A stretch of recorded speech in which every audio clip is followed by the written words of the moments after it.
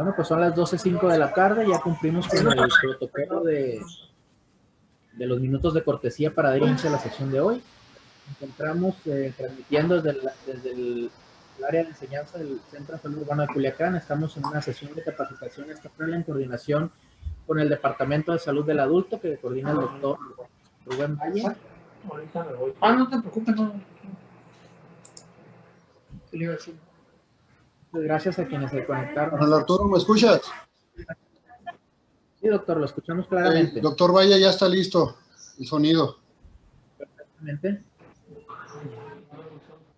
Muy bien. Vamos a dar inicio entonces a la sesión. Ya tenemos 40 participantes de manera individual. Algunos están en algunas células conectados. Muy bien. Tenemos al doctor Juan Carlos Navarro también, que está por aquí conectado con nosotros, nuestro subdirector de Prevención y Promoción de la Salud. Y tenemos al doctor Valle ya listo. Doctor Valle o doctor Navarro, no sé quién nos vaya a dar las palabras de bienvenida para los asistentes. Adelante. Bueno, pues muy buenos días a todos y a todas. Tardes ya, 12 del día, 6 minutos. Pues primeramente, doctor Álvarez, agradecerle la disponibilidad de llevar a cabo esta conferencia por medio del doctor Omar. Y pues esto va orientado a lo que es el Día Mundial de la Diabetes, como una estrategia que se llevó a cabo a través de la Organización Mundial de la Salud desde 1991, viendo cómo la respuesta alarmante de los casos que se han estado presentando, y tanto que en el 2013 el Centro Nacional de Programas Preventivos y Control de Enfermedades, mejor llamado como CENAPRESE, el CENAPRESE emitió una alerta epidemiológica por el aumento inusual de casos de diabetes. Entonces, si esto sigue creciendo de forma exponencial, muy seguramente para el 2030 México va a tener alrededor de 9.7 millones de personas con diabetes mellitus tipo 2. Entonces, a través de este tipo de estrategias de conmemoraciones de día, que no solamente sea el Día Mundial de la Diabetes, se tienen que fortalecer los lazos de mejorar la alimentación de la población, el hacer ejercicio, el seguir fortaleciendo el plato del bien comer. Entonces, y esto, pues desgraciadamente viene desde nuestra casa. Entonces, aquí lo que tenemos que seguir implementando es seguir con las buenas costumbres, seguir implementando la mejor estrategia para disminuir los riesgos. Comentando, entonces, pues prácticamente el día de mañana se conmemora el Día Mundial de la Diabetes. Y con esto, bueno, pues a través de esta conmemoración se lleva a cabo este curso, esta charla por el doctor Omar Bastidas de UNM Solidaridad.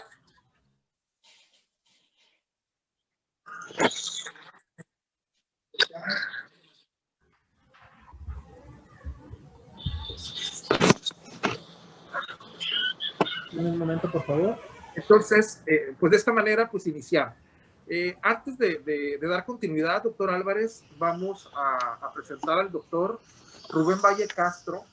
El doctor Rubén Valle Castro es un médico especialista en medicina familiar, quien a partir del 1 de noviembre forma parte de la familia de la Dirección de Prevención y Promoción de la Salud y a cargo del programa del adulto mayor, es decir, del Departamento de Adulto Mayor, en donde convergen los programas del programa de cardiometabólicas, antes como diabetes y obesidad cardiovascular. Hoy se compone como un único programa que es cardiometabólicas, adulto mayor y seguridad vial. Entonces, le damos el uso de la voz al doctor Rubén Valle Castro para que les dé también la bienvenida. Adelante, doctor. Muchas gracias, doctor Navarro. Arturo, gente, me da mucho gusto tener la oportunidad de saludarlos a través de este medio y a la vez agradecer aquí a las autoridades que nos dan la oportunidad de nuevamente tener la forma de poder compartir y ayudar desde esta trinchera, y agradecer a todos los que tengan interés y estén interesados en recibir una capacitación. Nosotros sabemos perfectamente que todo hablar de diabetes el vecino y la vecina, todo el mundo ya sabe qué hacer con los diabéticos, pero realmente en forma científica llevar a cabo una metodología de cómo tratarlo, cómo diagnosticarlo y sobre todo evitar ese tipo de complicaciones, que en eso estriba esta charla, esta plática, en conmemoración, como lo comentaba el doctor Navarro, del Día Mundial de la Diabetes Mellitus. Esto pues ya tiene rato que la Organización Mundial de la Salud en 1991 dieron pauta a darle y dedicarle un día a esta enfermedad que tanto estragos ha ocasionado, no nada más a nivel nacional, sino también a nivel mundial, que ha ocasionado tantos problemas. Y pues darle las gracias a todos ustedes por venir, darle las gracias a través del doctor Cristian Muñoz, que a través de la Dirección de Promoción y Prevención y la Subdirección de Prevención y Control de Enfermedades, que nos dan la oportunidad de estar aquí con ustedes, y agradecerle también al doctor Omar Bastidas por haber aceptado participar y tener, pues, a bien dar esta plática, y aquí estamos con ustedes. Agradezco, y aquí ya estaremos pendientes, escuchándonos. Muchas gracias, Arturo. Muchas gracias por tu valiosa colaboración.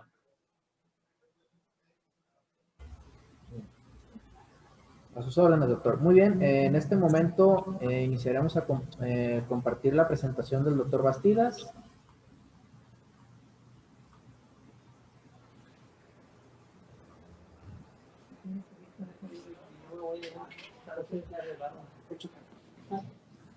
Qué chico.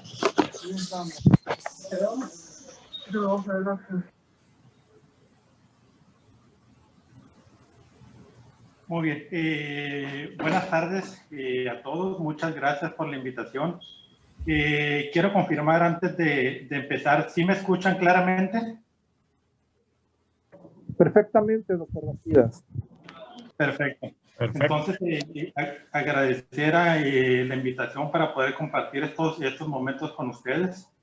Vamos a hablar ahora un poquito sobre diabetes mellitus, muy en la sintonía, como decía el doctor Navarro, por el Día Internacional de la Diabetes. Sabemos que la diabetes es una enfermedad que produce muchas complicaciones y le disminuye la calidad de vida a un innumerable número de pacientes. Vamos a empezar por dar unas características de la diabetes que quizá ya todos conocen. Páseme a la siguiente, doctor, por favor.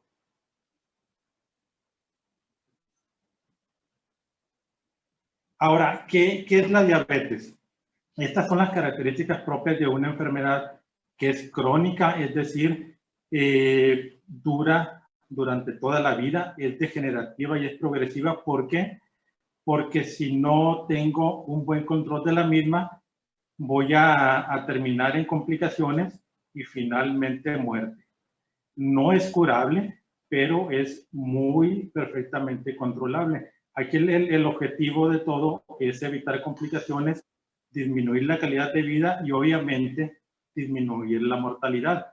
La causa de la diabetes es multifactorial. Tiene muchas causas que ahorita vamos a ver, o muchos factores que nos llevan a desencadenar este padecimiento que se llama diabetes, que desemboca en una hiperglucemia, es decir, una glucosa elevada en sangre. Todo confluye en hiperglucemia. Pásame la siguiente. Aquí les voy a dar un panorama general de la homeostasis de la glucosa en una persona que no tiene diabetes. Si ven la imagen, iniciamos aquí a las 8 de la mañana y concluimos a las 8 de la noche en un día de 24 horas. Si ven el gráfico, ubíquense ahorita en las horas, que son 24 horas, De su lado izquierdo están los niveles de glucosa y de su lado derecho están los niveles de insulina. Las barras rojas representan los momentos de comida. Si los ven, desayuno, comida, cena y una hiperglucemia fisiológica durante la noche. La línea punteada amarilla que está justo aquí representa los niveles de glucosa. Si ven justo ahí, la glucosa sube con el nivel de, cuando tomamos nuestro desayuno. Y si ven la línea punteada verde, que la sigue inmediatamente, esa representa la insulina. Eso esquematiza que con cada momento de alimento, la glucosa sube e inmediatamente detrás de ella sube la insulina, que llega hasta su máximo aquí arriba para irlo disminuyendo poco a poco en las siguientes 2 horas. Llega la comida y, si se dan cuenta, tiene una elevación un tanto mayor porque clásicamente el plato fuerte en México es la comida, por eso la ven un poquito más fuerte.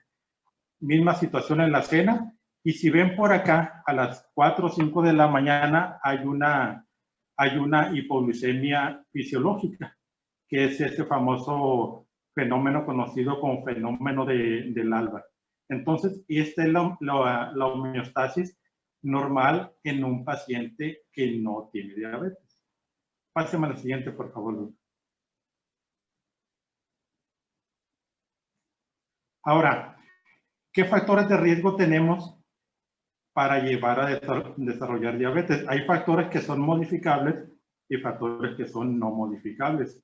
Dentro de los no modificables, tenemos en primer lugar marcadores genéticos que a final de cuentas, estos y la historia familiar son cosas que no podemos quitar. Esta carga genética y esta historia familiar la tenemos desde que nacemos y va a permanecer así durante todo el tiempo de nuestra vida. El sexo también influye, lo vemos un poquito más adelante, es un poquito más prevalente en mujeres que en hombres. La edad también es otro factor de riesgo no modificable que nos lleva a desarrollar diabetes. Entre más edad, más factor de riesgo para desarrollar diabetes mellitus. La raza influye porque no solo los mexicanos, sino todos los latinos tenemos una predisposición mayor a desarrollar diabetes mellitus. Incluso se ha observado que los migrantes de México y de América Latina que desarrollan su vida en Estados Unidos, aumenta el riesgo de desarrollar diabetes mellitus. Eso es hablando de los factores de riesgo no modificables. Ahora, pásame a la siguiente, doctor. Estos son los factores de riesgo que sí son modificables. Y es importante ver al paciente con esos factores, pero de repente nos vemos nosotros mismos y contamos quizá más de alguno de los que estamos aquí presentes que tenemos más de algún factor de riesgo de los que aquí se enumeran. Sin duda, el primero y que va muy acorde con la epidemia es la obesidad. Es un factor de riesgo bien importante que está presente incluso en la mayoría, no solo de México, sino del mundo. Y es un factor por el cual sí podemos hacer algo para modificarlo. La siguiente es la inactividad física. Incluso si ven el reporte de Ensanud, muy acorde con la imagen que ven aquí de los niños, en promedio, la última encuesta de salud reportó que los menores de 12 años pasan en promedio entre 2 y 4 horas enfrente de una pantalla, llámase tablet, celular, pantalla, videojuego, pero son 2 a 4 horas sentados sin hacer ninguna actividad física. Ese es otro factor de riesgo muy, muy importante. Los otros son también parte de las comorbilidades. Hipertensión arterial sistémica es una comorbilidad importante a la hora de hablar también de diabetes mellitus. HDL bajo, que es el colesterol bueno, abajo en promedio de 35, es otro factor de riesgo para el desarrollo de diabetes. Hipertrigliceridemia, esta mayor de 150 representa otro factor de riesgo. Diabetes mellito gestacional, más que ponerla como factor de riesgo, es como la antesala de diabetes, es decir, si tengo una mujer que desarrolló diabetes mellito gestacional y no hice un cambio en mis hábitos, solo me está avisando, aquí estoy presente y si no haces algo, pues voy a padecer en un futuro no muy lejano. Los niños macrosómicos también tienen factores de riesgo tanto para el propio producto, para el propio bebé cuando sea adulto, incluso antes de que sea adulto, como para la mamá que tuvo ese bebé macrosómico y que aparte le sumamos que tuvo diabetes gestacional. El propio mecanismo o fisiopatología del síndrome de ovarios poliquísticos nos ponen en riesgo también. En las pláticas siguientes vamos a ver uno de los mayores factores que podemos modificar para el no desarrollo de diabetes o incluso el retraso y buen control de la misma, que es una buena alimentación, algo que en realidad todos deberíamos de tener muy presentes. Hay otros que quizás no se puedan modificar tanto como el estrés, la urbanización y la modernidad, que nos aumentan el riesgo de tener diabetes mellitus. Pásame a la siguiente, doctor, por favor.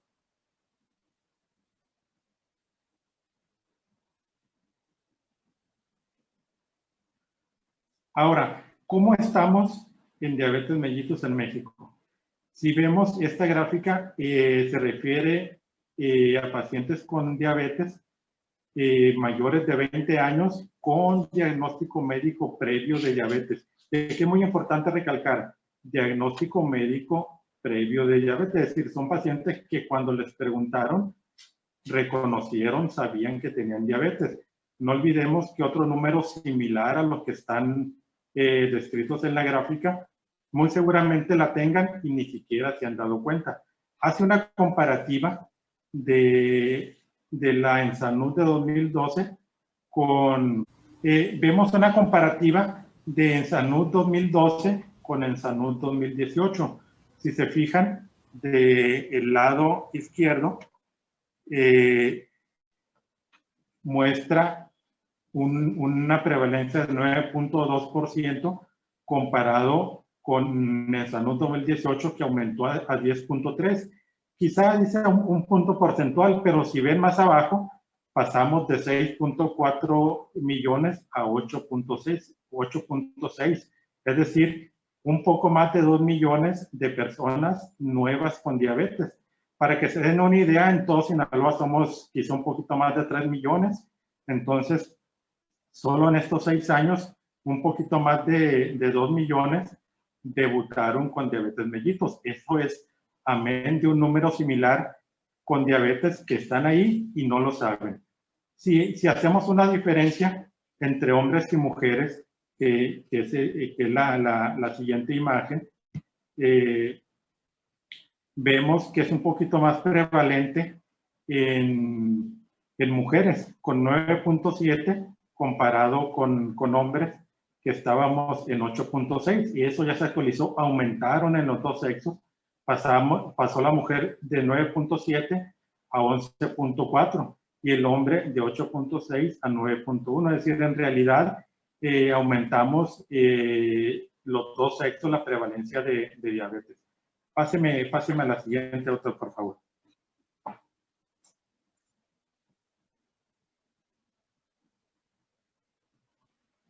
Si vemos por entidad federativa, en Sinaloa estamos un poquito más abajo que un poquito más arriba que la prevalencia.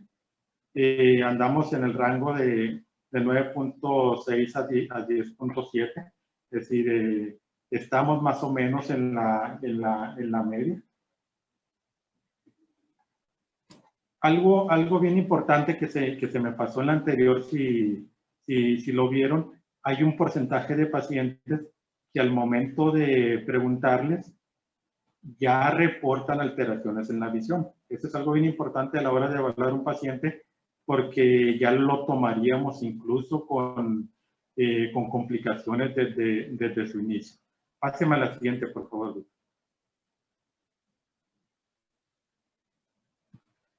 Quise poner esta diapositiva porque sin duda la epidemia de sobrepeso y obesidad es la causa del desarrollo no solo de diabetes, de hipertensión, de dislipidemia y de otro número importante de enfermedades.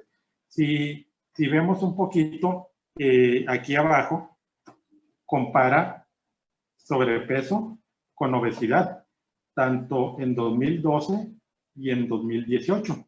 Lo que quiero aquí que vean es, sobre todo si ven, las mujeres pasaron de 73 a 76.8% de la prevalencia de sobrepeso y obesidad, y también en los hombres aumentó. Pasó de 69 a 73%.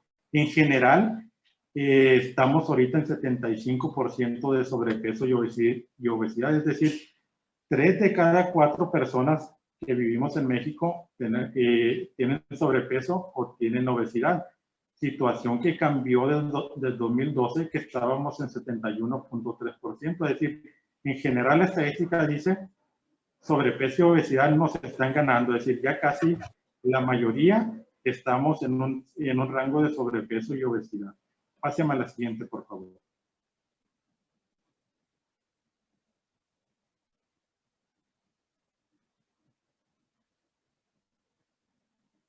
Aunque no es algo relacionado, sí es importante saber cómo andamos de una comorbilidad muy, muy importante, que es hipertensión arterial sistémica. Si vemos igual la comparativa de 2012 a 2018, pasamos de 16.6 a 18.4%, casi 2%, que esto representa casi 6 millones de personas en el país nuevas con hipertensión. Si ven la nota que está hacia su derecha, entre más edad, que vimos que era un factor de riesgo importante, más prevalencia de hipertensión y más prevalencia de diabetes. Páseme a la siguiente.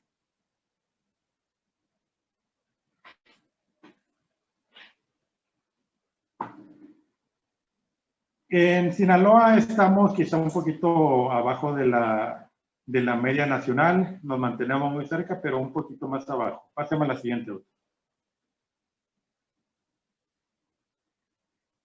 Si viene de la encuesta pasada, algo que quiero mostrar aquí va orientado mucho hacia el tratamiento.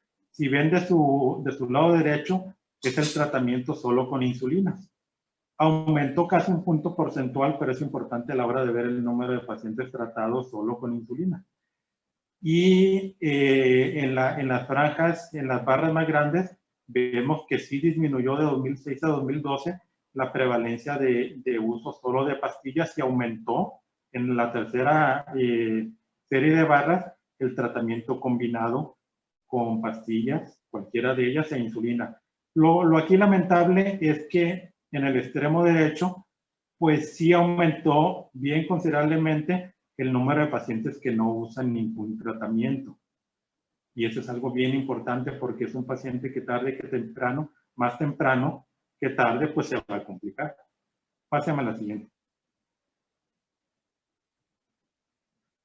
No tenemos que tener un estatus o una posición a final de cuentas para llevar una alimentación sana y tampoco la tenemos que tener para llevar una alimentación de no muy buena calidad. Páseme a la siguiente.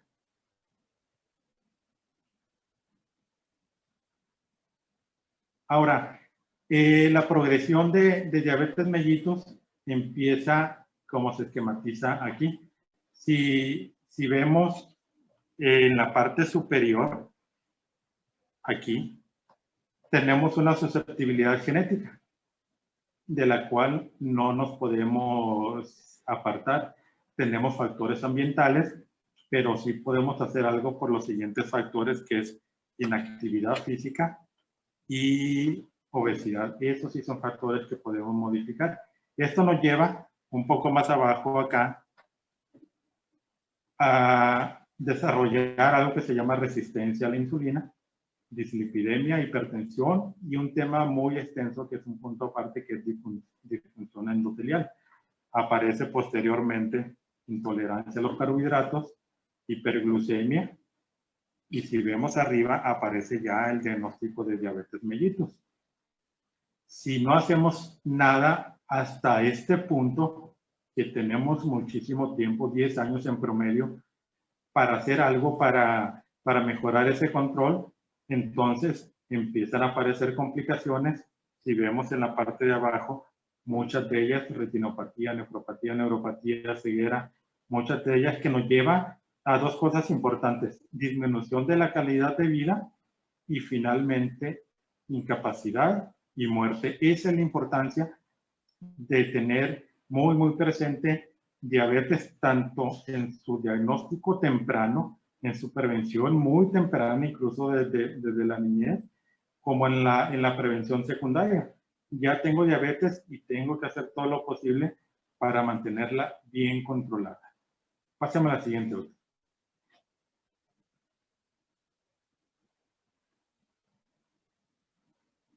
Estos son los tipos de diabetes. Si ven, empezamos con la barra verde, diabetes tipo 1, diabetes tipo 1, diabetes tipo 2, otros tipos específicos y diabetes gestacional. Abajo están algunos de los métodos diagnósticos que ahorita no lo voy a mencionar porque veo una cifra anterior ahí. En la siguiente diapositiva lo voy a esquematizar. Lo que quiero esquematizar aquí es un tanto cómo evoluciona. Si bien la diabetes tipo 1, la flecha nos ubica hasta un paciente que requiere insulina para sobrevivir. Es decir, un paciente con diabetes tipo 1 no pudiera sobrevivir sin la aplicación de insulina. Incluso antes de que se desarrollara la insulina, era bien común que el niño con diabetes tipo 1 no se reprodujera. ¿Por qué? Porque por ahí de los 13, 14 años ya había fallecido por las complicaciones de la diabetes. En la diabetes tipo 2, que es la flecha roja, sí requerimos insulina para nuestro control, más no para sobrevivir. De otros tipos específicos, depende del tipo específico de si se requiere insulina o no para sobrevivir. Igual, la diabetes mellitus, la diabetes gestacional, pues requiere insulina también para su control, más no para su supervivencia. Páseme a la siguiente.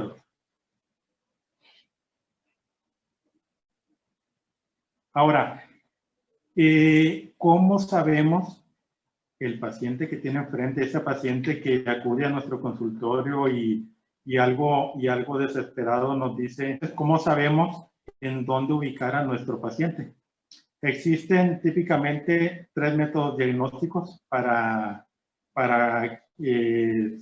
diagnosticar diabetes. Uno un poco nuevo, medio controversial, pero de los que están mucho más accesibles, el que es más común es sobre todo la glucosa plasmática en ayuno. La glucosa plasmática en ayuno debía de estar igual o mayor a 126 para tener un diagnóstico de diabetes mellitus. Claro, una cifra que se debe de repetir en un segundo momento en las mismas condiciones. Entonces, un método diagnóstico es la glucosa plasmática en ayuno igual o mayor a 126. Otro de ellos, que es la prueba de tolerancia oral a la glucosa. Si ya lo han visto antes, es una prueba que se hace con una carga de 75 gramos de glucosa y se toma habitualmente la glucosa en ayuno y la glucosa a las 2 horas. Es la glucosa a las 2 horas la que nos da el diagnóstico. Es decir, si tenemos una prueba de tolerancia oral a la glucosa que nos reporta una glucosa igual o mayor a 200, es otro método diagnóstico. De hecho, es el estándar de oro para el diagnóstico de diabetes mellitus tipo 2. Quizá a la mayoría le ha tocado el paciente que lo ven a las 3, 4, 5 de la tarde y le hacen el Dextroxis. y dice, es que me salió en 300 porque me acabo de comer algún pastel y por esa razón me subió. Algo bien importante es, no importa lo que hayamos comido a las 2 horas, la glucosa debe de regresar a su valor normal. Es decir, si tenemos un paciente con una glucosa plasmática al azar igual o mayor a 200, es el otro método diagnóstico. Y por último, hemoglobina glucosilada, que es un poco controversial porque no se tiene mucha experiencia, no tenemos estandarizado. No tenemos estandarizado el método, entonces existe, pero aún no es algo que se use del todo. Me quedaría con los 2 primeros. Creo que sí. Voy a repetir nada más un poquito lo que es el diagnóstico.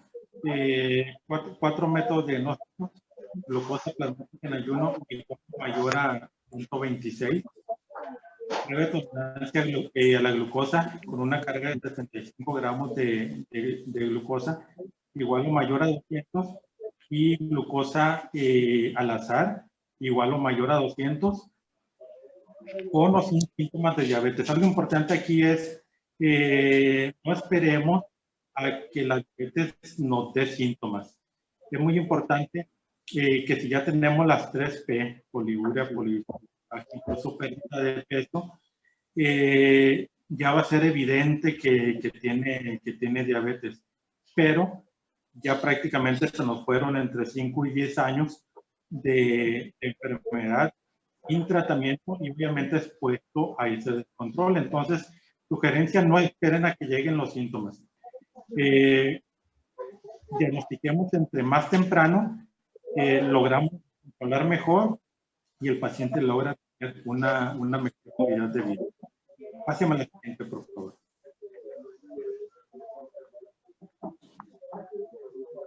Ahora, ¿qué debemos de valorar inicialmente en un paciente con diabetes? Puedo decir, estamos en nuestro consultorio, llega un paciente con diabetes, ¿qué debemos de hacer?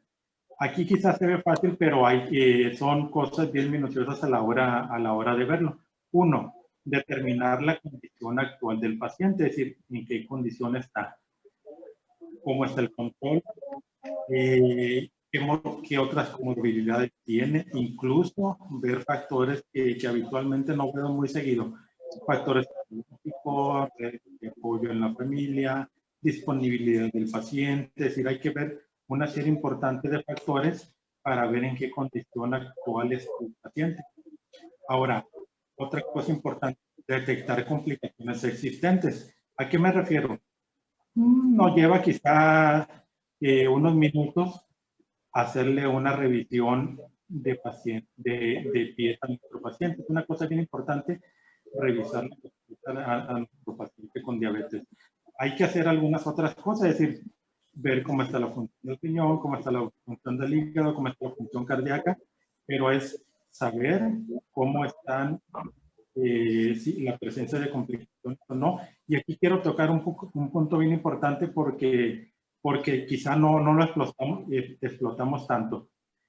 Bien importante es enviar a nuestro paciente con el oftalmólogo. Recuerden que al final de cuentas nosotros hacemos una valoración de fondo de ojo, pero no somos los expertos. Es bien importante que el oftalmólogo haga una valoración de fondo de ojo para tener una panorámica de cómo está la salud ocular en nuestro paciente. Tercero, establecer metas de tratamiento. Y aquí se refiere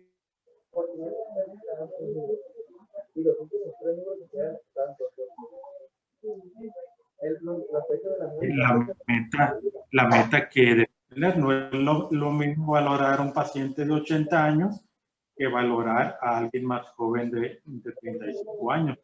Entonces, esas metas de tratamiento se establecen de manera individual. Es decir, el paciente adulto mayor tiene unas metas de glucosa, de hemoglobina glucosilada, de presión de líquidos, de presión, tiene unas metas de tratamiento y el adulto joven tiene unas metas de tratamiento mucho más. Entonces, hay que establecer las metas de tratamiento igualmente. Entonces, recapitulando, es importante determinar la condición actual del paciente. Es decir, en qué condiciones está, tanto de control de glucosa, pero hay que ver otros factores de riesgo, hipertensión, dislipidemias, incluso cosas que no tienen que ver directamente con la diabetes e influyen enormemente, es decir, el apoyo familiar, en qué condiciones vive el paciente, incluso la disponibilidad del paciente a pegarse al buen tratamiento. Entonces, hay que ver al paciente como un todo, no solo la diabetes, sino comorbilidades y condiciones en las que está el paciente, incluso condiciones en las que vive y acceso a todos los bienes que pueda disponer. En el segundo punto, detectar complicaciones existentes. Me refiero a revisar los pies. Hay que darnos unos minutos para revisar los pies, ver si tiene lesiones, ver cómo están los pulsos, ver la salud de los pies en general. Yo creo que darnos unos minutos no nos quita mucho. Eso es en cuanto a complicaciones existentes. Hay que ver cómo está la función del riñón, la función del hígado, la función del corazón. Y algo bien importante que a veces pasa desapercibido es valorar el fondo de ojo. Y por valorar el fondo de ojo me refiero a que lo podamos hacer nosotros con el oftalmoscopio, pero otra cosa importante es explotar ese servicio en el segundo nivel de atención, es decir, enviar a nuestro paciente cada año al oftalmólogo. ¿Para qué? Para que le valore el fondo del ojo, determinemos si tiene o no complicaciones y si las tiene, iniciar con un tratamiento. Tercer punto, establecer metas de tratamiento. Aquí es importante establecer metas de tratamiento porque no son las mismas metas para todos los pacientes. No es las mismas las metas de tratamiento que tiene un adulto mayor de 80 años, que tiene comorbilidades, que está muy cerca e incluso ya pasó la sobrevida nacional, comparado con tener un paciente de 35 años, de 30 años, que tiene una expectativa de vida mucho mayor y tiene unas metas de tratamiento mucho más estrictas. El cuarto punto es hacer las modificaciones necesarias. Y no me refiero solamente al hecho de ajustar, modificar o agregar algún fármaco. No es solo el tratamiento farmacológico. Debemos de hacer las modificaciones en un punto mucho más importante que lo vimos hace un momento. La alimentación. Recordemos que a final de cuentas somos lo que comemos y la alimentación es la base para el control óptimo de diabetes y de hipertensión y de muchas de las enfermedades crónicas, e incluso las deberíamos de hacer justo antes de tener diabetes mellitus. Y la otra es diseñar un programa de seguimiento individualizado en cada uno de ellos. Hay que diseñar el plan para cada paciente en particular que nosotros vemos en nuestra consulta. Pásame a la siguiente, por favor.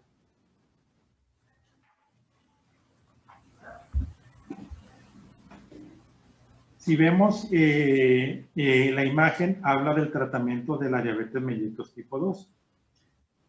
Si ven el esquema, todo se sustenta en la educación. Si la educación no está presente, difícilmente el tratamiento va a tener éxito. Entonces, antes que todo, educación para el paciente. El primer escalón que se refiere a dieta y ejercicio lo debemos de iniciar no solo en el paciente que ya tiene la enfermedad, no solo en el paciente que ya tiene la enfermedad, sino en todos los pacientes que veamos, incluso en nosotros mismos.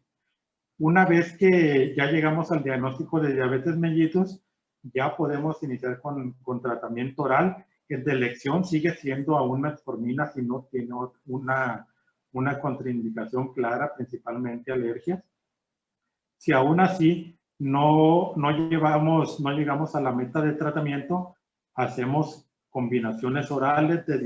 Ahorita ya disponemos de muchos tratamientos orales para una combinación muy amplia de medicamentos. Y el cuarto escalón se refiere a la combinación del tratamiento oral y el tratamiento con insulina. Este es el penúltimo. Si aún así no nos funciona, no alcanza las metas de tratamiento, pasamos al último escalón, que es el tratamiento solo con insulina en 1, 2 o a 3 aplicaciones diarias, quizá incluso de una manera intensiva.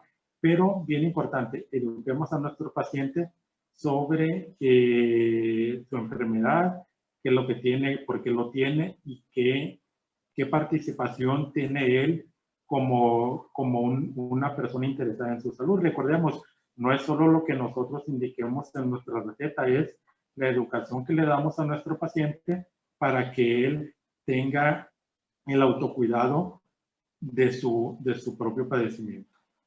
Páseme a la siguiente, por favor.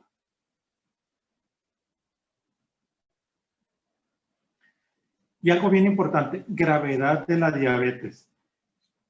De repente vemos un paciente que tiene 300 o 400 y decimos, ya está muy grave porque la glucosa está muy alta. Hay que salirnos un poquito de ese enfoque glucocéntrico. No es solo el nivel de glucosa lo que... De hecho, el nivel de gravedad de la diabetes no se mide en base a la hiperglucemia descontrolada. Recordemos que si llevamos a cabo el tratamiento integral, esa hiperglucemia va a regresar a su nivel normal. Lo que sí mide la gravedad de la diabetes es el segundo punto, la presencia de complicaciones. Recordemos que las complicaciones, una vez establecidas, difícilmente se van a ir. Entonces, algo bien importante es, si bien la glucosa es un objetivo, salgámonos solo de la visualización de glucosa. Recordemos el tercer punto.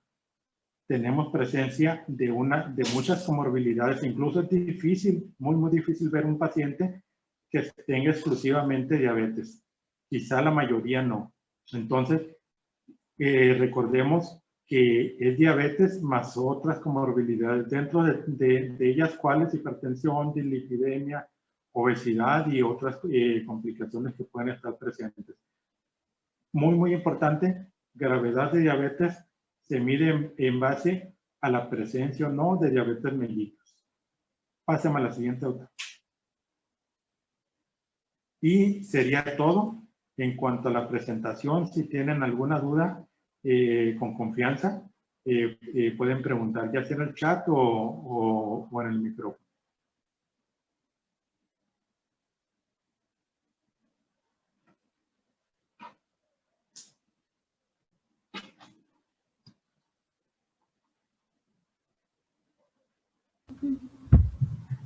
Muy bien, quien guste hacer alguna pregunta al doctor Bastidas puede hacerlo a través del chat o bien abrir su micrófono en este momento.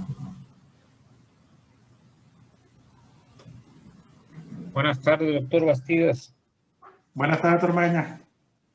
Gusto en saludarlo, lo felicito por su ponencia. Igualmente, doctor, muchas gracias. Estaba viendo, doctor, en una de las últimas diapositivas donde están los escalones. Sí. Desde luego, como decía, la educación es importante. En segundo lugar, los cambios en el estilo de vida. La actividad física, la alimentación sana. La insulina no debería estar ya como una de las opciones de inicio. Y si al empezar a usar la insulina en forma temprana podemos disminuir las complicaciones que tiene la enfermedad por el deterioro endotelial, sería la pregunta. Sí, sin duda. Hay bastantes tipos.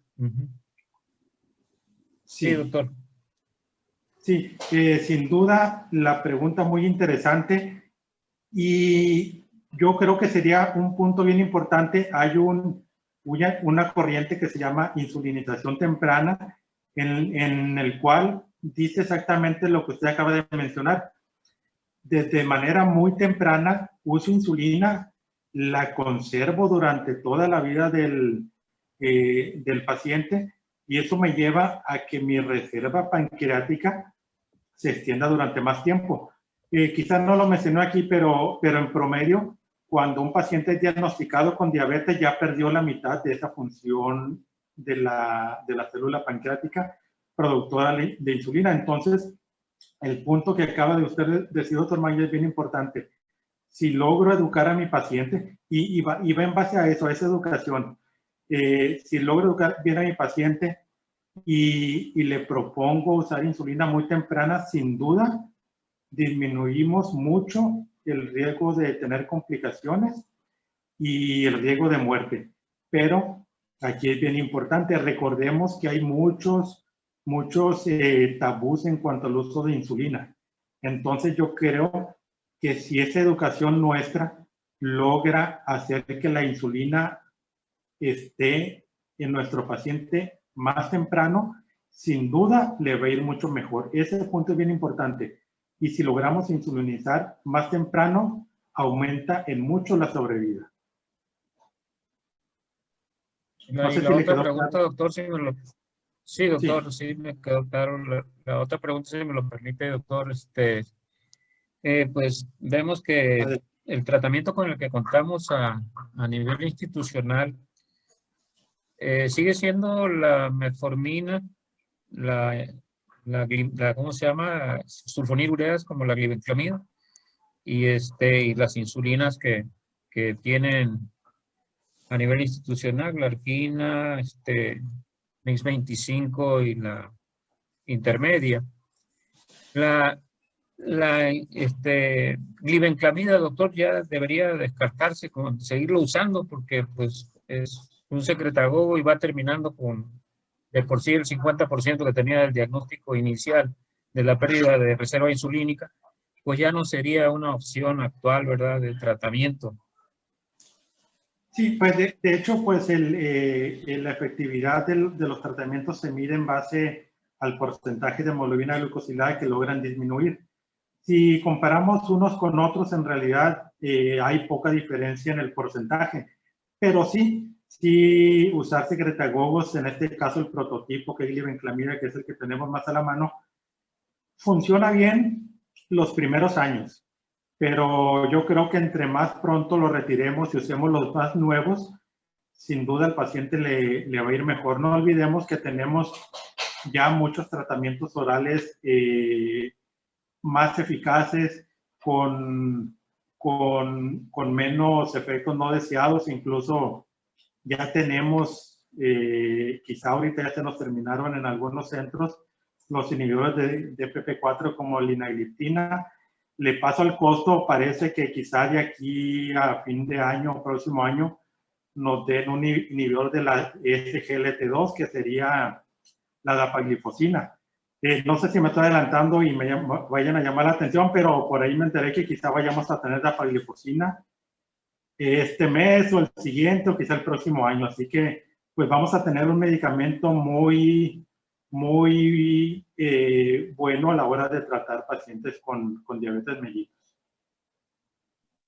Muchísimas gracias, doctor. Un saludo para todos los compañeros y ojalá sea una realidad eso de la SGLT2. Muchas gracias. Yo también espero que sí. Bastidas, tengo una pregunta a través del chat. ¿Con base en qué criterio elijo el tipo de insulina? Híjole, depende de dónde esté. A lo mejor si estoy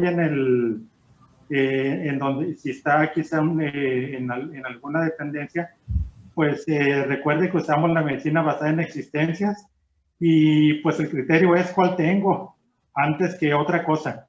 Si yo dispusiera de todos, depende de qué paciente. Quizá puede iniciar con una insulina basal nocturna. La función de la insulina basal nocturna, el fin es disminuir la producción hepática de glucosa. Ese sería quizá función de una insulina basal. Si tenemos al paciente que hace hiperglucemia, es decir, que se sube la glucosa después de los alimentos, me vendría muy bien una insulina premezclada como Maloc Mix, que tiene efecto tanto como tiene efecto basal para el ayuno y tiene efecto prandial para después de los alimentos. Entonces, si tengo un paciente que recientemente la glucosa se está subiendo y lo que quiero es que disminuya la producción hepática de glucosa, puedo usar una basal. pero a la hora de ver el paciente más integral, sin duda el combinar insulinas, tanto basal como prandial, es decir, NPH o glargina como basal y rápida o lispro como prandial, yo creo que sería la mejor opción la combinación de insulina basal y prandial. Entonces el criterio va más en relación al tipo, al nivel de descontrol que tenga. No sé si quedó clara la respuesta o si tiene alguna otra duda más.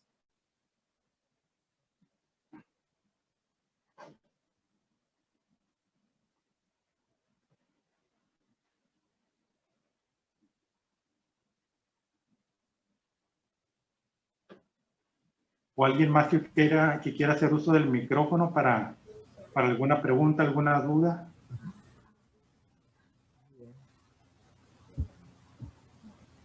Bueno, si nadie más tiene alguna pregunta, entonces pues le vamos a agradecer al doctor Bastidas su valiosa participación del día de hoy. Doctor, pues un gusto de nuevo estar en contacto con usted y que nos dé pues un poco de sus conocimientos compartidos aquí con nosotros. Muchas gracias a usted por la invitación y buenas tardes. Buenas tardes. Muy bien. Buenas tardes, saludos. Vamos a continuar con la sesión del día de hoy. Muchas gracias, doctor Bastidas. Una plática muy amena, una charla muy suave. Creo que muy provechosa para todos nosotros. Le agradecemos su bonita participación y Arturo, estamos en línea. Muchas gracias. Muchas gracias, doctor. Sí. Y vamos. Muy bien, pues de nuevo le agradecemos al doctor Bastidas. Continuamos con la sesión del día de hoy. A continuación tenemos a una de nuestras compañeras pasantes de la licenciatura en nutrición de aquí del Centro Sur Urbano de Culiacán, Yanira Guadalupe Verduzco, y ella va a preparar lo que tema de la evaluación nutricional en el adulto de 20 a 59 años. Yanira, los micrófonos son tuyos, adelante.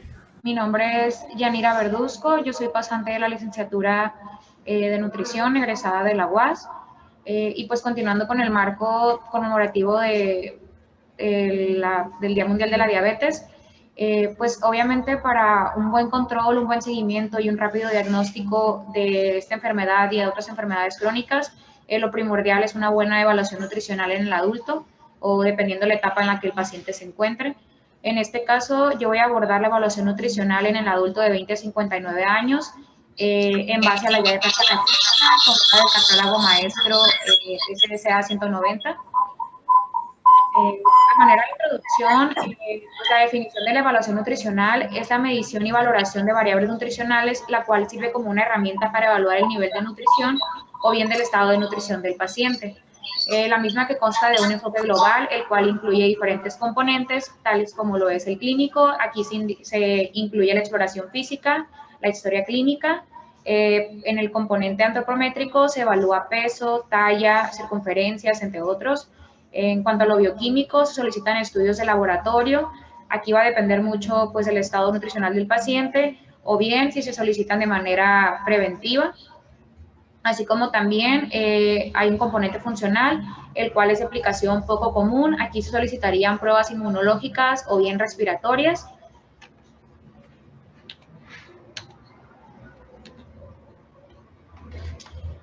En cuanto al abordaje general de la nutrición de un paciente, este comprende de 4 grandes áreas. La primera consta como punto principal para un buen diagnóstico clínico. Esta viene siendo la valoración nutricional. Aquí se incluye la historia clínica, la exploración física, la antropometría y parámetros bioquímicos. Para así dar un buen diagnóstico del estado de nutrición.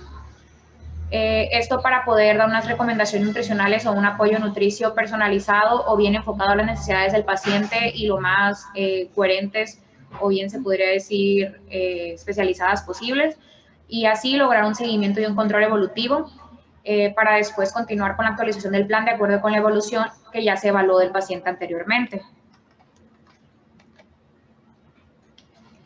Principalmente, pues los objetivos de la nutrición es identificar aquellos pacientes que están bien, ya sean desnutrición o bien con sobrepeso y obesidad. ¿Qué quiere decir esto? dar un buen diagnóstico, no confundir sintomatología, ya sea o con la exploración física, confundir el estado en el que el paciente se encuentre, para poder caracterizar de manera correcta la alteración detectada y establecer un plan nutricional lo más adecuado. Para eso son utilizadas dos tipos de valoraciones, la objetiva y la subjetiva. Dentro de la objetiva se abarcan indicadores antropométricos y bioquímicos.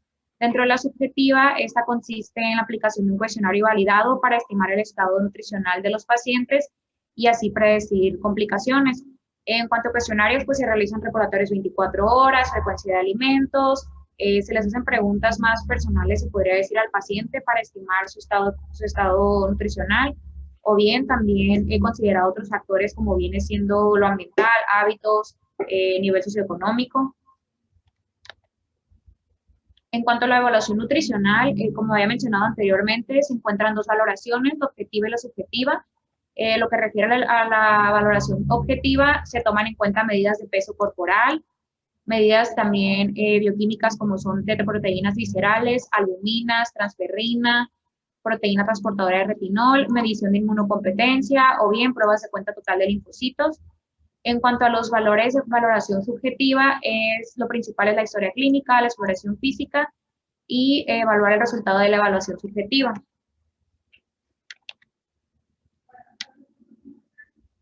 Una evaluación nutricional incorpora datos objetivos para un buen diagnóstico primario, para así detectar la presencia de enfermedades subyacentes, la cual debería de ser un componente inicial de la evaluación de todos los pacientes. Una evaluación formal también de los pacientes debe llevarse a cabo sin importar el estado en el que él se encuentra, ya sea que sea un paciente ambulatorio, un paciente hospitalizado o que sea atendido en cualquier otro nivel de atención. En caso de presentar ausencia de resultados validados para una evaluación nutricional y tomando en cuenta una combinación de los exámenes clínicos y parámetros bioquímicos, eso se va a utilizar como referencia para evaluar la presencia de malnutrición en el paciente. También esto compete un poco más pues en realizar una exploración más detallada. En cuanto al examen físico, se debe realizar un examen cardiovascular muy minucioso, solicitar o bien evaluar directamente las pruebas de hiperlipidemia, hipertensión, enfermedad vascular periférica, insuficiencia cardíaca congestiva, anemia, enfermedad de la tiroides y enfermedad renal. También la guía recomienda que la evaluación clínica para sobrepeso o obesidad en adultos y en niños incluye una historia y un examen físico general para excluir causas secundarias de obesidad, ya sea problemas endocrinos o síndromes como consecuencia de estas complicaciones, y riesgos y complicaciones también relacionados a la obesidad. En cuanto a los indicadores clínicos, lo principal es una búsqueda de signos clínicos de desnutrición. La guía comenta que una combinación de los exámenes clínicos y los parámetros bioquímicos se utiliza para evaluar la presencia de malnutrición.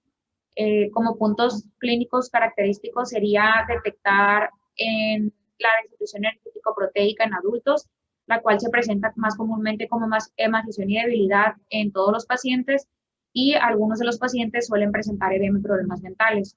En cuanto a la deficiencia de hierro, es un problema muy común que se presenta en las mujeres embarazadas y en edad reproductiva. Esto pues por el periodo menstrual, por los cambios hormonales que se presentan.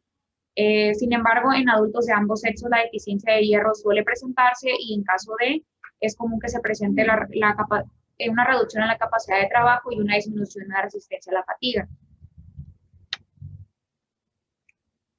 En cuanto a síntomas y signos clínicos más característicos de anemia, pues es fatiga y falta de aliento y palidez en la piel. En cuanto a la mucosa oral y párpados, aquí los síntomas van a ser detectables solamente cuando el paciente se encuentra en un nivel ya moderado o muy grave de la enfermedad. En cuanto al diagnóstico de anemia y su evolución, se va a requerir una medición de la concentración de hemoglobina en sangre o de la fracción de volumen eritrocitario.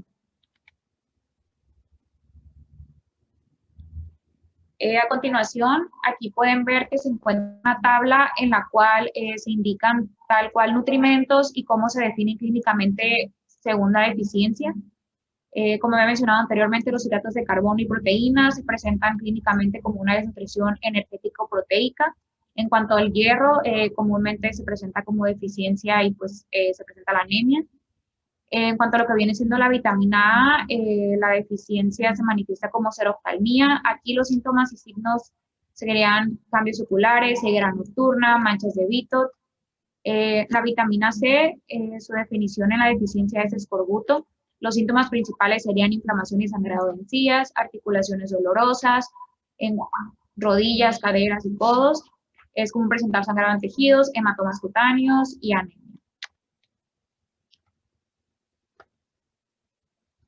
En cuanto a la vitamina B1, la definición clínica de deficiencia viene siendo beriberi. Aquí se clasifica en dos áreas, lo que viene siendo el paciente en estado agudo, aumento del tamaño del corazón, presenta edema y disnea.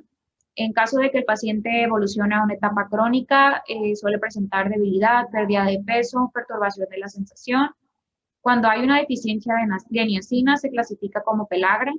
Aquí el paciente suele presentar diarrea, dermatitis, demencia, puede llegar a la muerte, dolor en boca, lengua roja brillante. También es común presentar en los pacientes piel rojiza, hinchazón y dolor.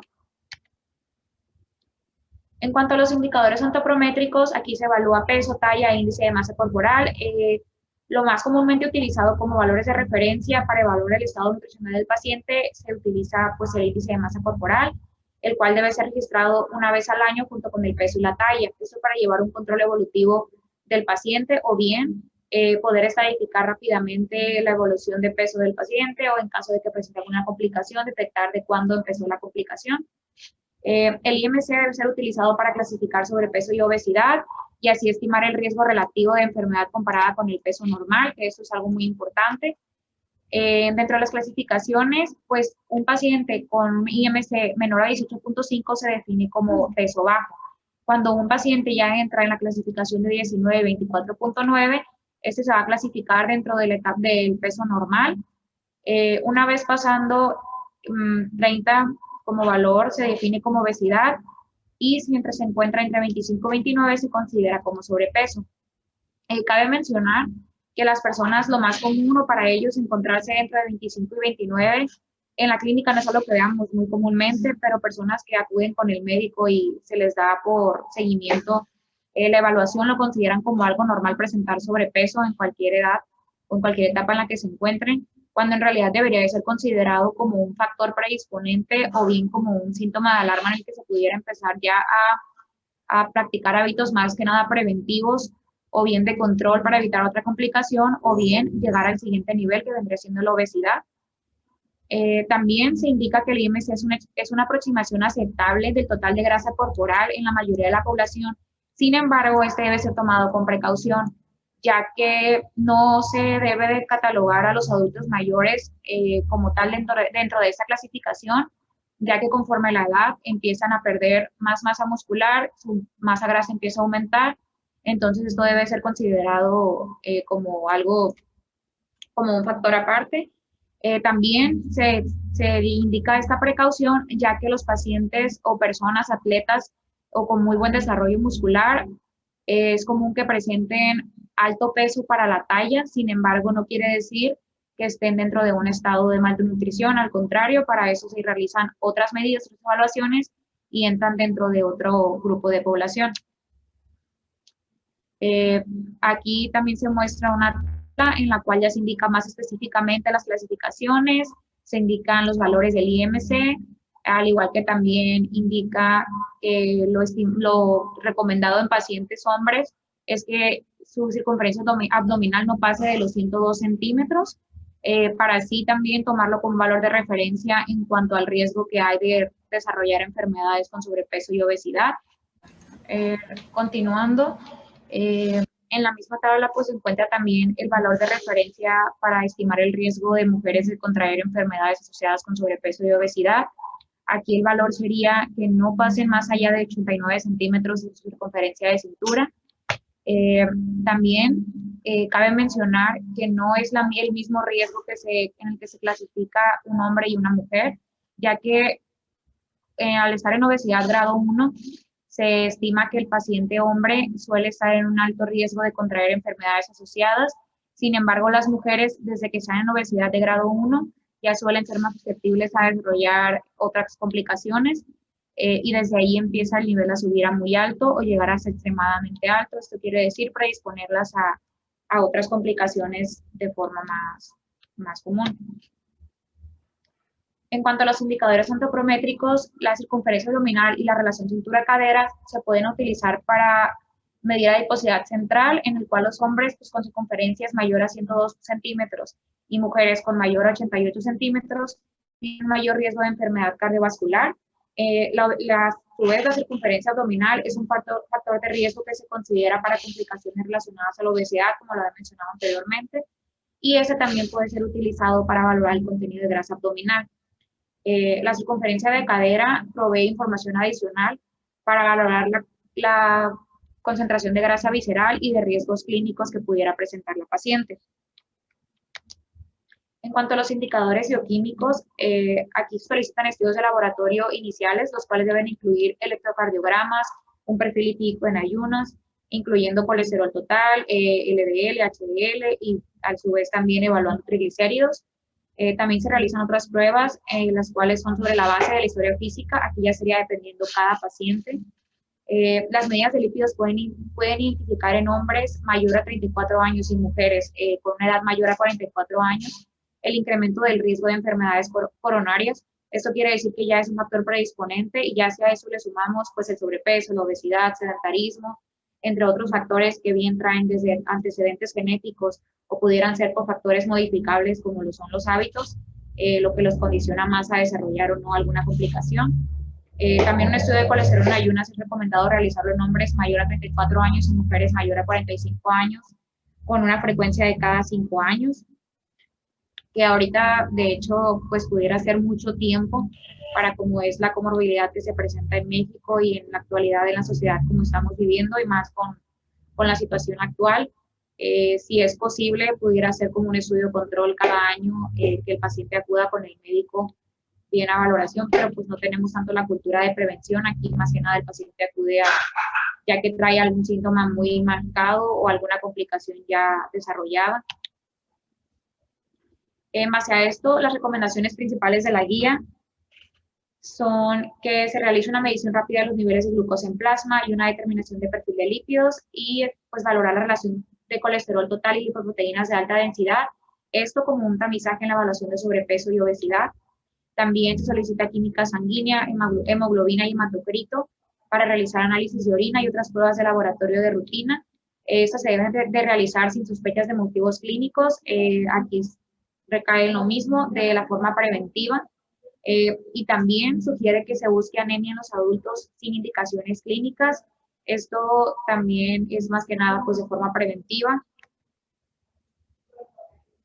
Y ya aquí abordando recomendaciones dietéticas según la OMS, lo más recomendable sería que los pacientes consumieran frutas, verduras y legumbres tales como lentejas y alubias, frutos secos y cereales integrales, incluyendo maíz, mijo, avena, trigo, arroz moreno no procesados. También la recomendación es que al menos 400 gramos, lo que equivale a 5 porciones de frutas y verduras y hortalizas al día, excepto papas y otros tubérculos feculentos. Aquí siempre hay que mencionar o darle la indicación al paciente, así sea en cada consulta, que la papa no es una verdura, la papa es un cereal, que no hay que confundir una cosa con la otra o bien tratar de complementarlos con otros alimentos, porque es muy común en el recordatorio 24 horas que el paciente come tortillas con papas y a veces hasta arroz, entonces piensan ellos que están comiendo verdura al incluir la papa.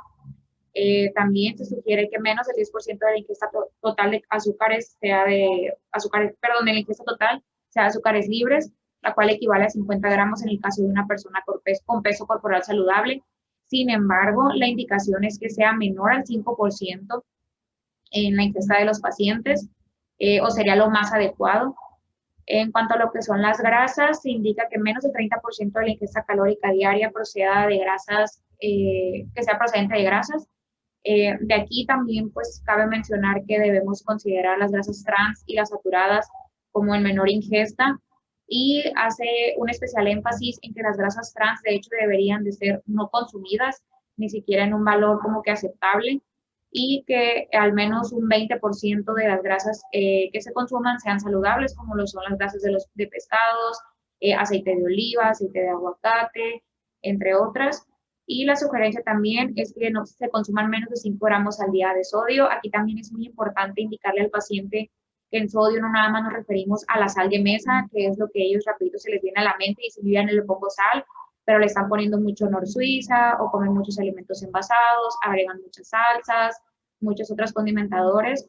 Entonces es importante para eso pues la educación nutricional, o bien apoyarlos con guías de alimentos o sugerencias de alimentos para comprar en el súper o en el mercado, dependiendo en dónde hagan su despensa. Y pues eso sería lo principal. A continuación les muestro la bibliografía y pues sería todo. Muchas gracias. Estoy abierta a recibir preguntas, cualquier duda, algún comentario.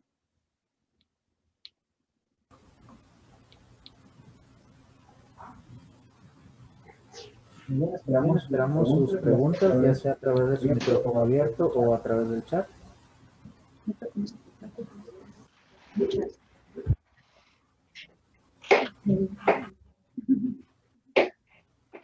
Buenas tardes. Buenas tardes. Me llamó la atención ahí en una de las diapositivas que los indicadores antropométricos como peso de talla se toman una vez al año. El índice de masa corporal. La indicación o la recomendación que da la guía es que mínimo, o sea, que el paciente llevara un control, así con el médico familiar, que sería lo ideal que tuvieran para eso, la cultura de la prevención en la que acudieran para llevar el control anual, que sería lo mínimo superior. Ah, bueno. No, eso no, la indicación no hace referencia a los pacientes clínicos o pacientes ya que ya tienen algún problema crónico o que ya están en control. O no necesariamente tiene que tener, simplemente que esos indicadores, es el índice de masa corporal o los indicadores antropométricos, pues se hacen en cada consulta, ¿no? Para llevar un buen control. Sí, sí. La indicación, como le comentaba, hace referencia a que se realicen en pacientes, en toda la población, sin importar si el paciente ya acude a un control o no. Más que nada sí. Es como para detección.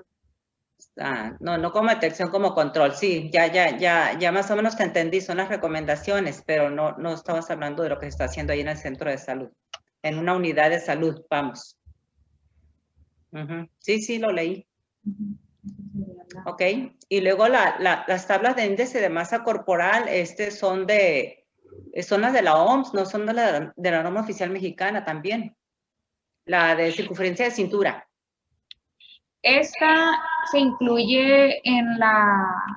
Sí, ahí está. Práctica clínica, de hecho de ahí se tomada, pero la guía de práctica clínica la tomó de la OMS. La mexicana es diferente. Ah, ok, porque de hecho esa tabla está tomada directamente de la guía de práctica clínica. Sí, ya la vi, de la OMS, es Organización Mundial de la Salud. Ajá, ok, ese es mi comentario. Son diferentes, ¿no? Los índices de masa corporal en México, en otros lugares, porque es diferente, se basan en diferentes, ya por el hecho de ser mexicano, se hace considerar que la persona tiene un factor de riesgo, ¿no? No más por eso. Es todo mi comentario. Gracias. Gracias. No sé tu nombre porque aquí aparece biblioteca virtual. Yanira. Yanira, gracias. Gracias por la presentación. Gracias. Yanira.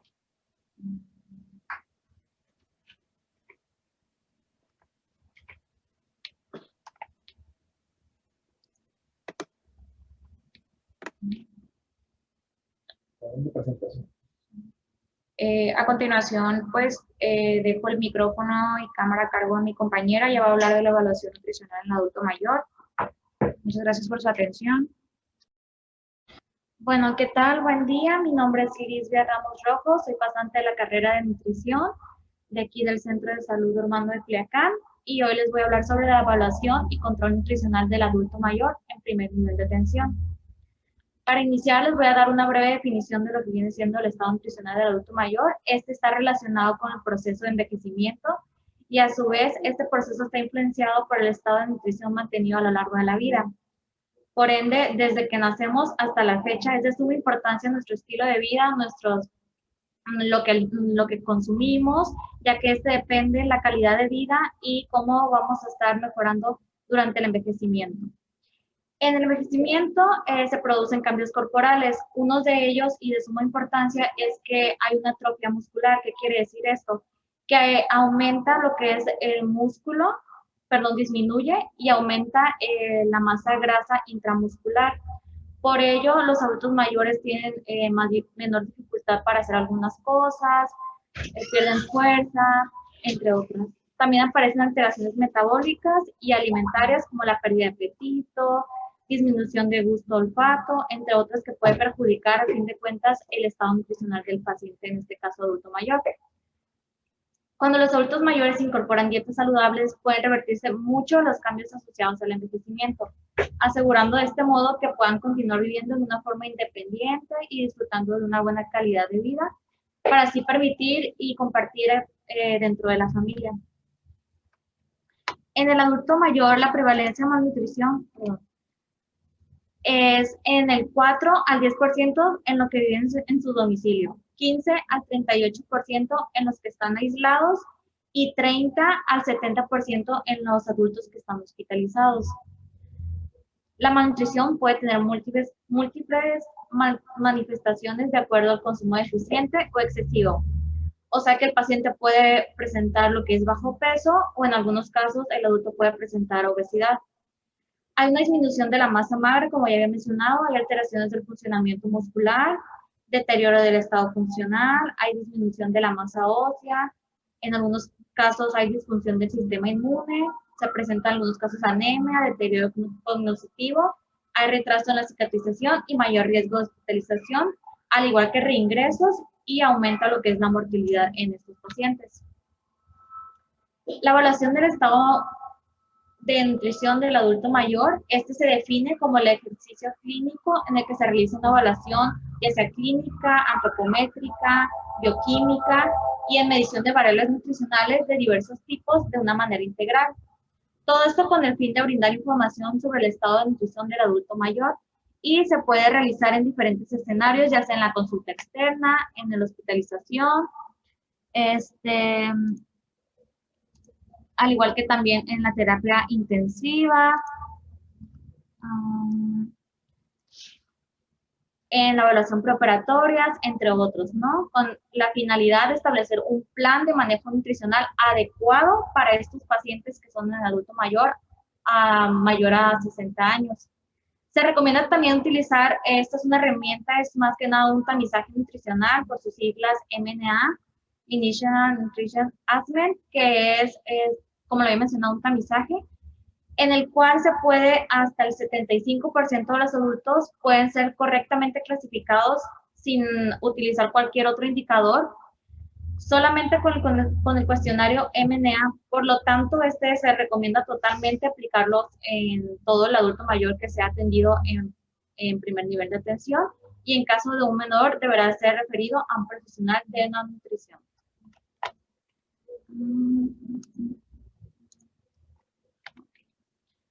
En el adulto mayor hay diversos cambios fisiológicos propios del envejecimiento que afectan el estado de nutrición. Como por ejemplo, se presenta menor apetito y hay una mayor sensación de saciedad justo antes de empezar a alimentarse. También hay alteraciones sensoriales del gusto y olfato, hay una prolongación de la fase orofaringia y retraso de la apertura del esfínter esofágico superior.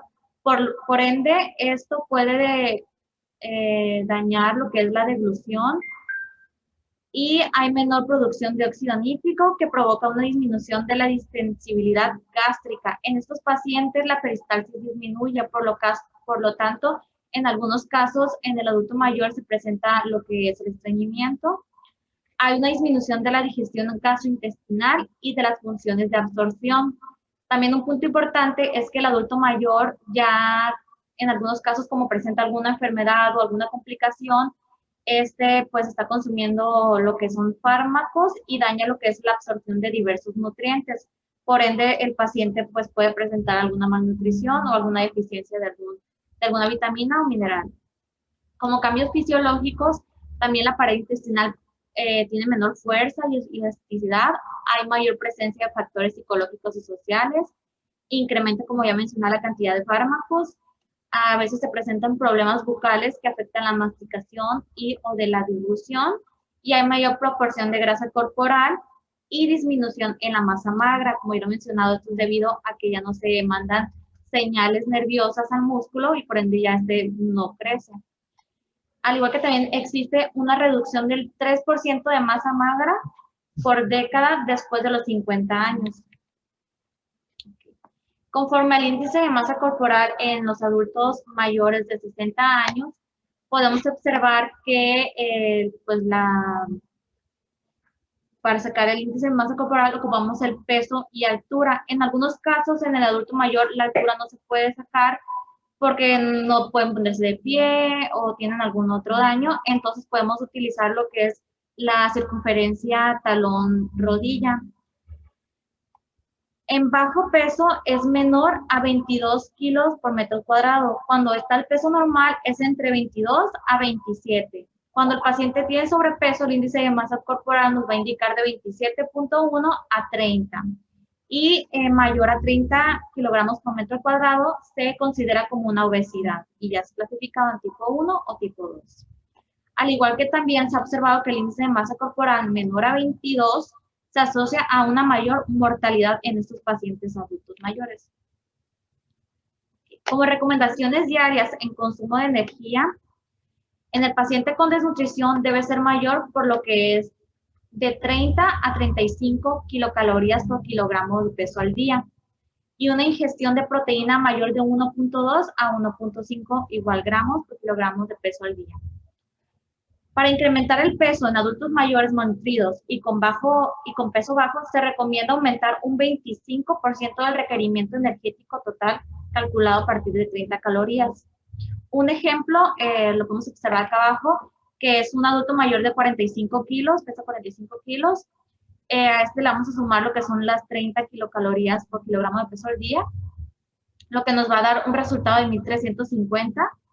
Además, si se encuentra en bajo peso, se le suma lo que es el 25% del requerimiento energético total, lo que nos va a dar 337.50 calorías, y en total diario serían 1.687 calorías. Es lo que ocuparía este paciente que pesa 45 kilos. Como recomendaciones nutricionales de macronutrientes, podemos observar que son los hidratos de carbono, las proteínas, los lípidos, en el que se recomienda de un 45 a un 65% de los hidratos, 20 a 30 proteínas, 15 a 20 lípidos, pero igual estos son variables que pueden modificarse dependiendo del paciente, si se encuentra en peso bajo o si tiene alguna obesidad. Conforme el diagnóstico de desnutrición en el adulto mayor se establece con la presencia de 2 o más de los siguientes criterios, como por ejemplo la pérdida de peso igual o mayor que 5% en un mes, o igual o mayor de 10% en 6 meses respecto al peso ya habitual. Si el índice de masa corporal es menor a 21, sin embargo, no se excluye el diagnóstico de malnutrición. Al igual que también si se presenta una albúmina en sangre de menor a 3.5 gramos por decilitro. Y como el puntaje de Mini Nutritional Assessment menor a 17, que es el puntaje final, eso también se puede desarrollar como una desnutrición, y la circunferencia de pantorrilla menor a 31. Ok, aquí podemos observar lo que es el tamizaje nutricional que ya les había mencionado, por sus siglas el MNA, en el que podemos observar que más que nada son como preguntas personales para el paciente, se le saca lo que es el peso, la talla, y se le realizan algunas preguntas, por ejemplo, si ha perdido el apetito, si ha perdido peso, cómo es su movilidad, entre otras, ¿no? Igual, se le pregunta, se le hace como un recordatorio de 24 horas sobre lo que come o sobre lo que está acostumbrado a comer, y a base de esto se le da una evaluación. La evaluación puede ir de 24 a 30 puntos, en el que su estado nutricional es normal. Si está de 17 a 23.5 puntos, hay riesgo de malnutrición. Y si está menor a 17 puntos, este paciente adulto mayor presenta una malnutrición. En el adulto mayor, los trastornos del ánimo y en especial la depresión son las causas más comunes de pérdida de peso y de desnutrición. La malnutrición provoca una reducción de la masa y fuerza muscular, lo que conlleva una fatiga que ocasiona inactividad, puede haber riesgos de caída, dependencia, se presentan en algunos casos sarcopenia y en algunos también hay casos de inmovilidad. De esta manera, la adición de proteínas en la dieta puede ayudar a conservar y en algunos casos aumentar la masa muscular. Como ya lo he mencionado, se recomienda de 1.2 a 1.5 gramos de proteína por kilogramo de peso al día y también la presencia de la polifarmacia que se asocia a un mal estado de nutrición. Hay en algunos casos agotamiento funcional y capacidad cognitiva en el adulto mayor. Como recomendaciones generales, la evaluación mensual en consulta externa de los parámetros antropométricos, asegurar una adecuada salud bucal, promover la ingestión de alimentos naturales que sean de fácil acceso y ricos en fibra, porque en estos casos hay mucho, se presentan estreñimiento, la disminución de la ingesta de hidratos de carbono simples, indicadores de aumento de calcio y vitamina E, promover el consumo de alimentos ricos en vitamina del complejo B, ácido fólico, considerar las preferencias alimentarias, las consistencias y la temperatura, junto con la elección de los alimentos regionales. Esto es un punto muy importante, ya que esto depende que el paciente se sienta como atraído hacia el alimento y por ende, pues su apetito va a mejorar. Otras recomendaciones es que se debe promover la asistencia y compañía de familiares o amigos, dar tiempo para cada comida, orientar sobre comida como pequeñas porciones de 5 a 6 veces al día, indicar una dieta personalizada para ese paciente, no restringir de manera general los alimentos, la ingestión de sal y azúcar, debido a que se puede pues mejorar lo que es el sabor de los alimentos. También la recomendación de ejercicio se recomienda mucho en estos pacientes y también se le indica que pues disfrute lo que es la comida, ¿no? Bueno, aquí les puedo presentar lo que es la bibliografía. Fue más que nada sobre la guía de práctica clínica. Y por mi parte sería todo. Si tienen alguna duda, pregunta, comentario, adelante. Pueden hacerlo por medio del chat o igual por medio del micrófono.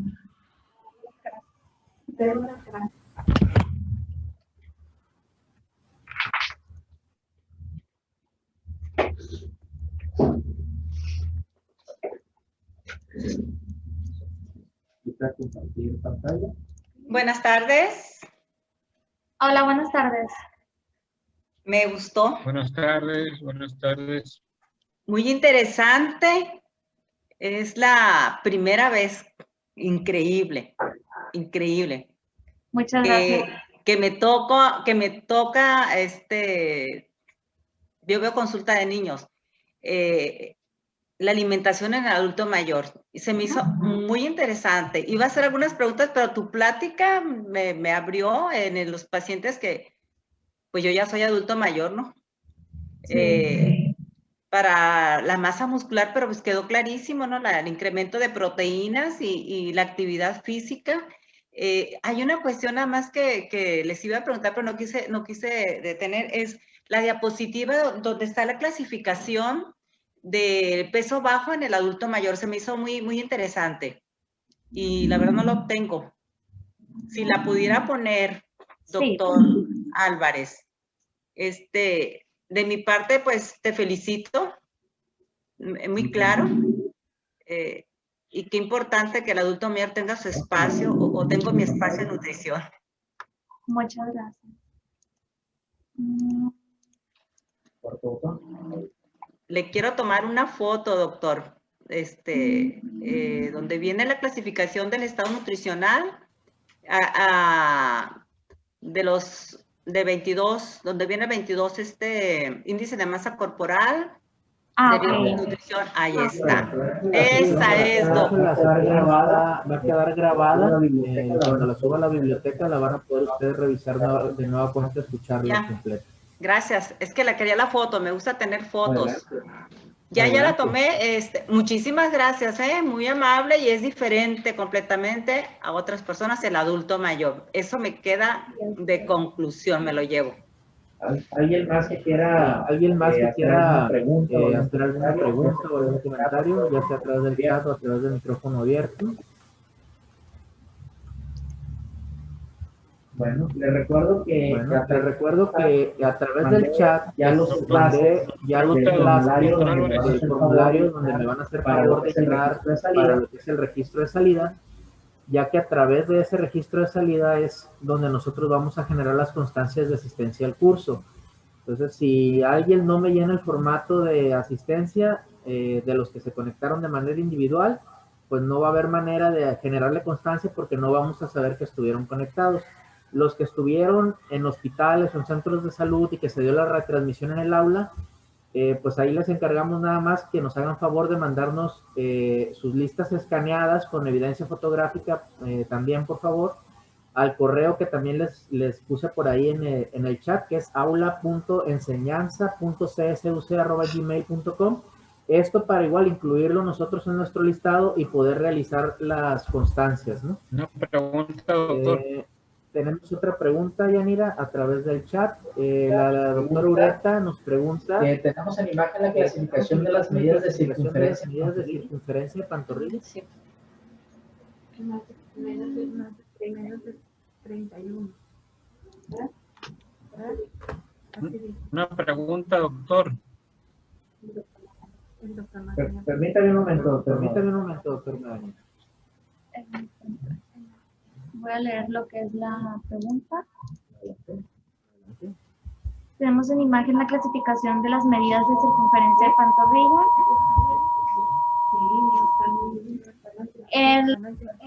Claro que viene lo que es la circunferencia de pantorrilla. En este caso yo la puse como si fuera un punto para el diagnóstico de desnutrición. O sea que si la circunferencia de pantorrilla en un paciente adulto mayor es menor a 31 centímetros, se puede considerar como si tuviera una desnutrición o algún problema nutricional. Igual en la bibliografía viene lo que es el link para la guía de práctica clínica. Ahí viene lo que son los criterios de pantorrilla. Ahí los podemos observar. ¿Alguien más con alguna pregunta a través del chat o a través del micrófono abierto? ¿El doctor Magaña que ha solicitado la palabra? ¿O alguien más? Gracias, doctor Magaña. Gracias, doctor. Muy buenas tardes. Mire, acabo de cumplir mis primeros 75 años de edad y hay veces que nota uno cierta flacidez en los brazos y cierta dificultad para mantener el peso de nuestro cuerpo. Entonces, la pregunta concreta es, ¿se puede aumentar? ¿Qué tanto se puede aumentar de consumo de proteínas con la finalidad de fortalecer un poquito la masa muscular de nuestros brazos y de nuestras piernas que son las que nos sostienen, nos llevan, no con la finalidad de fisicoculturismo, sino para fortalecer los músculos superiores del tronco y de las piernas. Ya ve que recomiendan ahí el uso de proteínas para aumentar un poquito la masa muscular. En el caso del adulto mayor es conveniente y qué tanto podría aumentarle un poquito el consumo de proteínas teniendo una función renal adecuada. Sería la pregunta. Ok. Sí, de hecho, la distribución de los macronutrientes, en este caso del adulto mayor, conforme a las proteínas, deben de ser de un 20 a un 30% del porcentaje total, o sea, del 100%. Se recomienda en los adultos mayores de 1.2 a 1.5 gramos por kilogramo de peso al día de proteína, ya sea de origen vegetal o animal. Pero todo depende del paciente, ya sea de su peso, de su altura, si tiene alguna otra complicación renal, si tiene alguna otra dificultad, pero ya todo la cantidad de proteína va personalizado al paciente, por eso los invitamos a que pasen aquí con nosotros a una buena consulta nutricional para así indicarles la cantidad necesaria que necesita usted para mantener o bien para aumentar lo que es la masa muscular en este caso. Muchísimas gracias, muy amable. La felicito por su ponencia. Muchas gracias a usted. Muy bien. Si no hay alguna otra pregunta.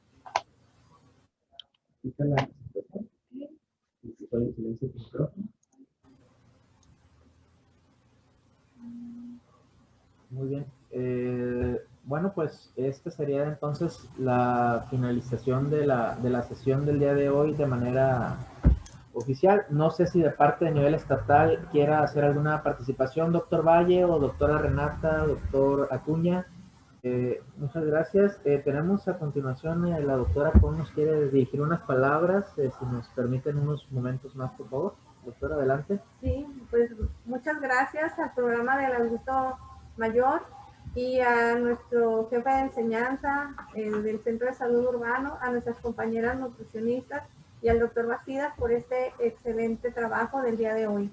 Esperamos que sea de mucha utilidad para todos los que estuvimos conectados.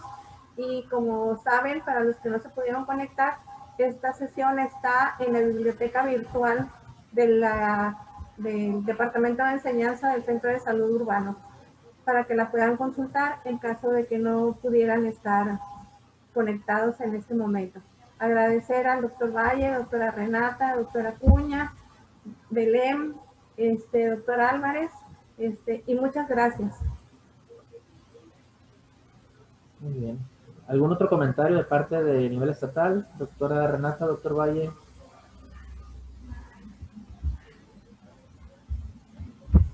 Acá. Muy bien. Bueno, pues si no hay otro comentario, pues no nos queda más que agradecer a todos su participación en este evento de capacitación. Esperamos que haya cumplido con los objetivos que se planteó tanto de parte de nivel estatal, así como las expectativas que hayan tenido los asistentes. Muchas gracias por acompañarnos. Sabemos que fue una sesión un poco larga, casi 2 horas nos aventamos el día de hoy, pero creo que fue de mucho provecho para todos los asistentes. Les reitero, estamos a sus órdenes aquí en el Departamento de Enseñanza del Centro de Salud Urbano de Culiacán. Cualquier duda o comentario que tengan, pues que nos lo hagan llegar. Les recuerdo... Nada más damos clic, doctor. Les recuerdo en el chat dejamos... Nada más damos clic en... Sí, doctor Magaña, solamente hay que dar clic en el enlace que está en el chat. Directamente lo va a llevar al formulario, hay que llenarlo y no se olviden en la parte final darle enviar.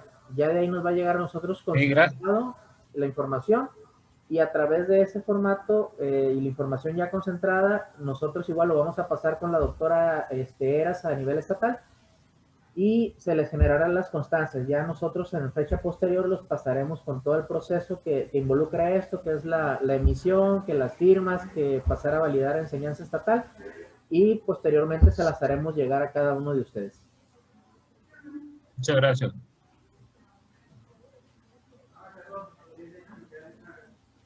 A ver.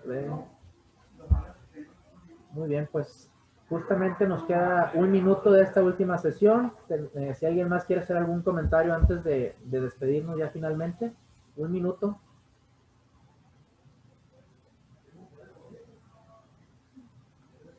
Muy bien, pues esperamos que les haya gustado. Muchas gracias y hasta la próxima. Hasta luego.